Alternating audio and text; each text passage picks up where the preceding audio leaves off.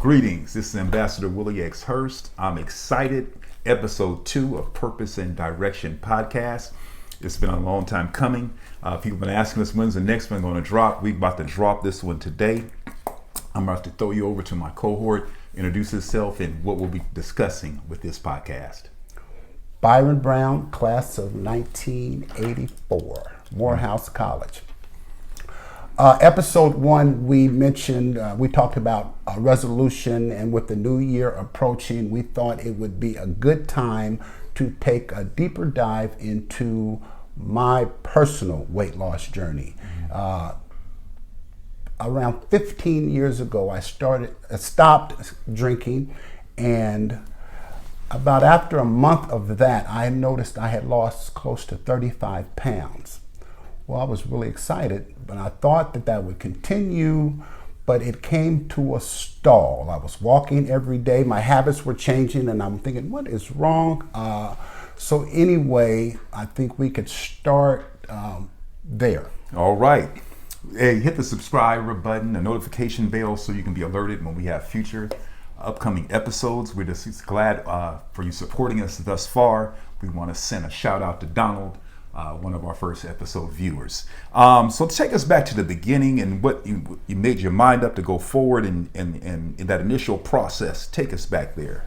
Like I said I had stopped drinking, but we'll save that portion for another episode. Today we'll talk about the weight loss. Like I said, I had lost about 35 pounds, came to a standstill. At the time, my wife was going through a weight loss journey of her own, and she suggested that I try out what she was doing, which meant like it was basically changing my lifestyle and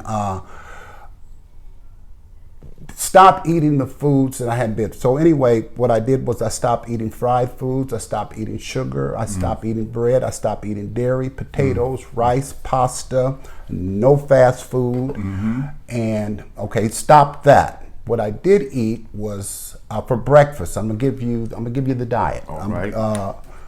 And I say diet, but I hate to say it like that because it's more of these things is not temporary. Come on now. This is forever. You That's know, right. you got to change forever. So anyway, I would eat for breakfast would be 2 egg whites and a banana. I would boil the eggs and throw away the yolk, eat the whites, and eat a banana. That was breakfast. For lunch, I would have broiled fish fillet and a salad. And then for dinner, I had bought these, I would buy a bag of boneless chicken breasts, and I would use my George Foreman grill.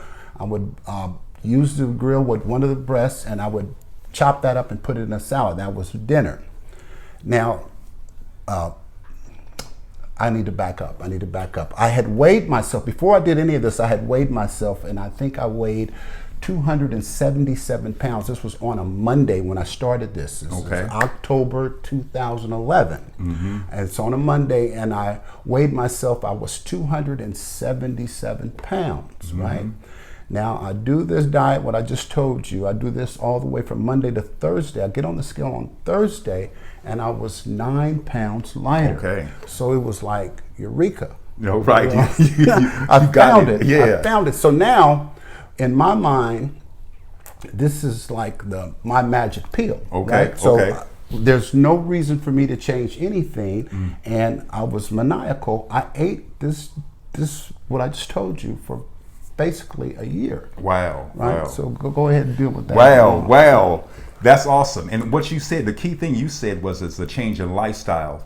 A lot of us will do that fad diet or do something, and then you fall off and go back. We always fall back to our old ways, what got us there. And so that's a great mindset. Also, we want to throw this disclaimer out to you before you start your nutrition journey or your physical activity journey. Always go see your physician, get a check-in, because that's good to find out where you're at so you can see the improvement along the way. So definitely get that checkup. Wow, man. So then after that first month went by of your new life change, how much had you dropped? Well, initially what I was doing I told you that first week I lost 9 pounds. Of course, that slowed way down. Okay. And what I started doing, I would weigh myself every single day. And the reason why I would do that is because it kept me motivated. It kept me focused. Mm-hmm. And I would write it down on a calendar, whatever I weighed. I would write it mm-hmm. down, and then some days I would be down a pound or 2. Mm-hmm. But what I would make sure is to keep the same routine, mm-hmm. because the weight loss, like I said, it slowed way down. But I said, no matter what, no, take that back. What I had read to where losing weight was like going down a staircase. Mm-hmm. You go down, you plateau, okay. You go down, right? But the main thing is most people get frustrated mm-hmm. during that plateau part and they stop. Excuse me. But the main thing is during that plateau to keep the focus. Keep the focus. Don't let the scale dictate. Right. Don't let how you're feeling dictate, the holidays dictate, but stay focused, because it's a marathon and not a sprint, right? Absolutely. It's a marathon and not a sprint. And even though that scale does not keep going down, it does not change the fact that you are still getting better and maybe getting more muscle tone and things like that. So don't let it be a discouragement. Right. And not only that, what happens is you get to, if you're paying attention, you get to learn about you. Mm. See, we get so used to using food, at least for me, as just a comfort. That's right. And it becomes habitual. And if you pay attention, a lot of times you're eating when you're not even hungry. Exactly. So what this diet thing did for me, it allowed me a routine. Mm-hmm. As long as I stayed within that routine, my weight loss kept going either stagnant or down. Mm-hmm. So that routine became so important to where, because eventually if you follow it, that's when the lifestyle part happens. It starts to change, and eventually, before you know it, mm-hmm. this is just what you do every day. Exactly. And like you said, one thing about it, you said comfort, and they always say comfort food. Yeah. And sometimes we eat because we want to put something in our mouths, this nervous eating and things like that. And having those nutritious things in your house is important. Now, you're a good chef now, so were you always into cooking, or did your journey change as you changed, you started learning how to prepare the more nutritious food? No, my mom taught me to cook when I was a kid, and I've always cooked. In fact, during this time, this was weird. I had a doctor that I was seeing, and she was really amazed because at the time I'm cooking my meals, I'm cooking for the rest of the family, which was something totally different than what I ate. Wow. So it took a lot of discipline, but it's funny because people ask me, was it hard? Mm-hmm. And looking back, it wasn't. It was one of those things where if you just set your mind and say, this is what I'm going to do, mm-hmm. you don't look at it as mm-hmm. hard or not hard. It's just what it is. Yeah. Exactly. And here goes another thing that helped me.